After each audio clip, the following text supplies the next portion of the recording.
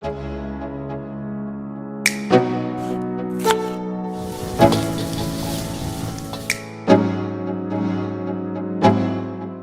friends, කොහොමද ඉතින් ඔයගොල්ලන්ට? අද මම හදන්න යන්නේ චපාති.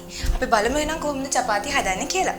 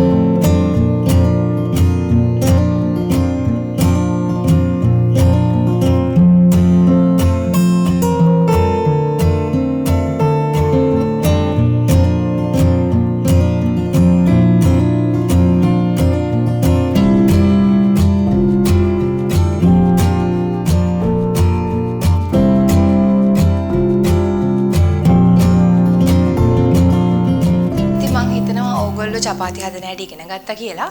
ඉතින් ඕගොල්ලොත් ගෙදර හදලා බලන්න මේ රෙසිපි එක හොඳට බලලා හොඳට ඩෝ එක හදන හැටි කොහොමද කියලා බලලා රසට චපාති හදන්න ඕගොල්ලන්ට ඕනම කරි එකක් එක මේක රස විඳින්න පුළුවන්. ඉතින් මේ වගේම ඕගොල්ලොන් ගෙදරදිම හදා ගන්න පුළුවන් රස කෑම එකක් අරගෙන මං ආයිත් එන්නම්.